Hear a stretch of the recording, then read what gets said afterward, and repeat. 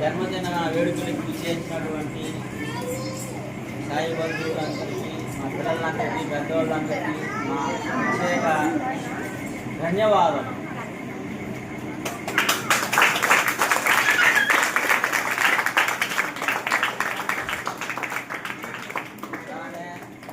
లక్ష్మీనారాయణ కోరాడ బృందం వారికి, సత్యసాయి కోరాడం బృందం వారికి, అంతకంటే ముందు మా రౌడీ గారికి ప్రత్యేక అభినందనలు.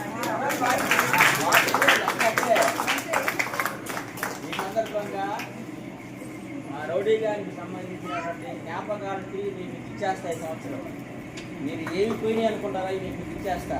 2 రోజులే మీకు ఇచ్చేస్తారు. ఈ మాత్రం మీరు ఎవరు ఎక్స్పెక్ట్ చేయరనమాట, ఇచ్చేస్తారు. అట్లా ఇచ్చేస్తారు. చేసిన దానికి మళ్ళీ ప్రయత్నం చేసుకొని మళ్ళీ రెడీ చేసుకున్నాను.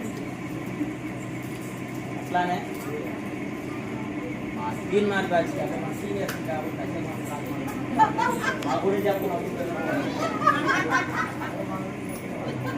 మా నూతన తీర్మాన బ్యాచ్ వారికి ప్రత్యేకంగా నేను చెప్పేది ఏంటంటే, మీరు బాగా చదువుకోండి, బాబా గారి సేవ చేసుకోండి.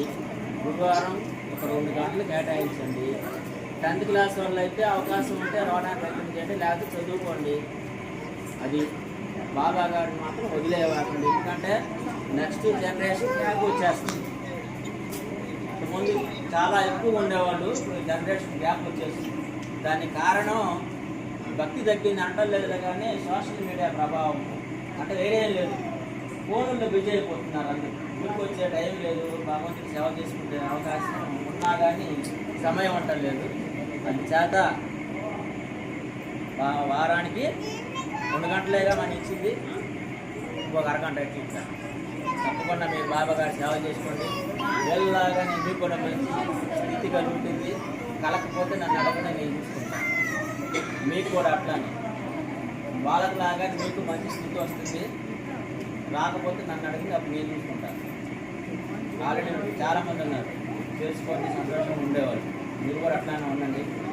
పెద్దవాళ్ళందరూ కూడా చెప్పాల్సిందిగా ఉంది, మీరు చేయాల్సిన సేవలన్నీ మీరు చేసుకోండి. నాకు కొత్తగా సేవలు కట్టకుండా కానీ బాబా గారి ఆశీస్సులతో వచ్చే పోయిన పుట్టినరోజు అనుకున్నాం. ఈసారి కనీసం 1 రూపం రావాలని బాబా దేవాలు ఇచ్చాడు.